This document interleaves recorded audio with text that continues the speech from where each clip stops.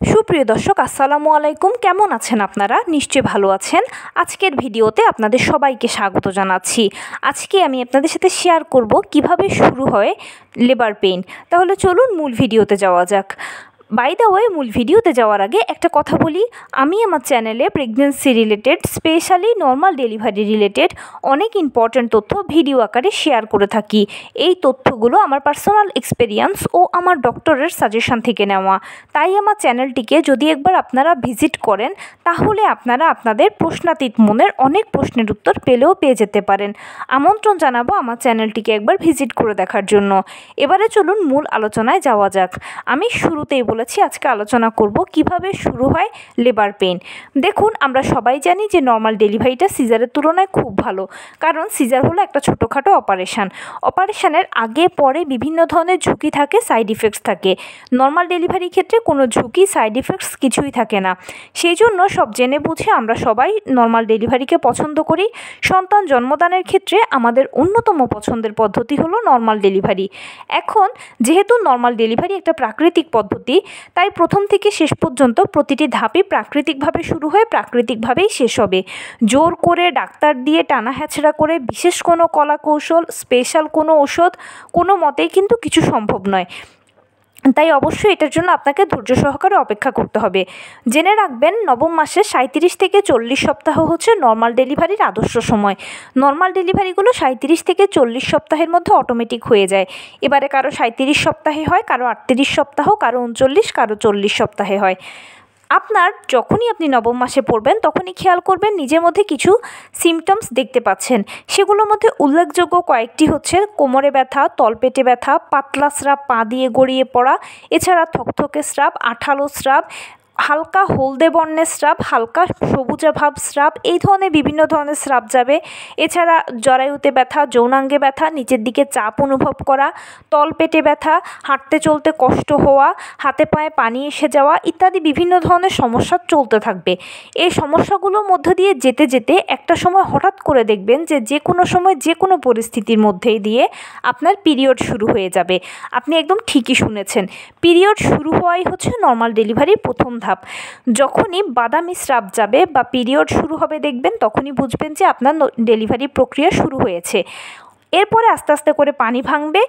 তৃতীয় পর্যায়ে গিয়ে লেবার পেইনটা শুরু হবে। লেবার পেইন কিন্তু ধরেই কখনো একটানা হয় না। লেবার পেইনটা থেমে থেমে হয়, কারো 10 মিনিট পর পর হয়, কারো 15 মিনিট পর পর, কারো আবার আধা ঘন্টা পর পর। এটা প্রথমে হালকা থাকবে, তারপরে মাঝারি হবে, তারপরে ভারী হবে।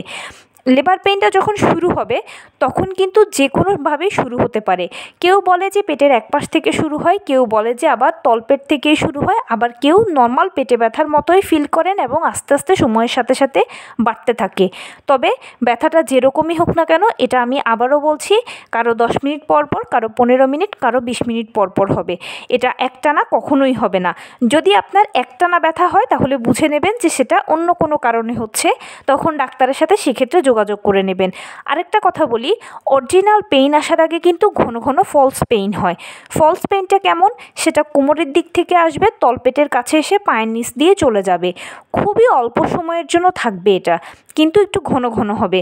অনেকে এই ফলস পেইনকে অরিজিনাল পেইন মনে করে আবার হুড়োহুড়ি করে ডাক্তারের কাছে চলে যায়, অথবা হুড়োহুড়ি করতে গেলে দেখা যায় যে কোনো একটা দুর্ঘটনা ঘটতে পারে।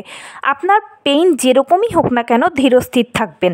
কারণ কি, মনে রাখবেন, পেইন শুরু হওয়ার মানে এটা নয় যে এখনই আপনার ডেলিভারি হয়ে যাবে। পেইন শুরু হলে বলেইছি যে আমি প্রথমে হালকা থাকবে, তারপরে সেখান থেকে মাঝারি পর্যায়ে যাবে, তারপর সেখান থেকে ভারী পর্যায়ে যাবে। পথটা কিন্তু দীর্ঘ। কারো দেখা যায় প্রথম থেকে মাঝারি থেকে ভারী পর্যায়ে যেতে 5 থেকে 7 ঘন্টা লাগে, কারো 14-15 ঘন্টা লাগে, আবার কারো বা পুরো 24 ঘন্টাও সময় লাগে।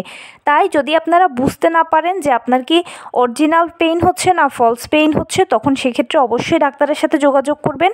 আর ডাক্তারের সাথে যোগাযোগ করার পরবর্তীতে ডাক্তার যদি আপনাকে ওনার সাথে দেখা করতে বলে, তখনও ধীরে সুস্থে দেখা করবেন। ডাক্তার যদি ফলস পেইন বলে, তখন সেক্ষেত্রে আপনাকে এক ধরনের ওষুধ প্রেসক্রাইব করা হবে, যেটার নাম আমি এখন বলছি না। এই ওষুধটা যখন সেবন করবেন তখন অরিজিনাল পেইন হলে থেকে যায় আর ফলস পেইন হলে চলে যায়। আর যদি সেটা অরিজিনাল পেইন হয় তখন তো অবশ্যই হসপিটালে যাবেন বা হসপিটালে থাকবেন, আস্তে আস্তে অ্যাডমিট হবেন। তবে যেটাই করবেন ধীরে সুস্থে করবেন। অনেকে করে কি যে এই পেইনটাকে অরিজিনাল ভেবে একেবারে হুলুস্থুল কাণ্ড বাঁধিয়ে দেয়, হসপিটালে ছুটোছুটি করে হুড়োহুড়ি করে কোনো একটা দুর্ঘটনা ঘটে। তাই অবশ্যই সাবধানতার সাথে হ্যান্ডেল করবেন আর আপনার রেগুলার ডাক্তারের সাথে প্রতিনিয়ত যোগাযোগ করবেন। তো এই ছিল আজকের ভিডিও। কেমন লাগলো বলুন?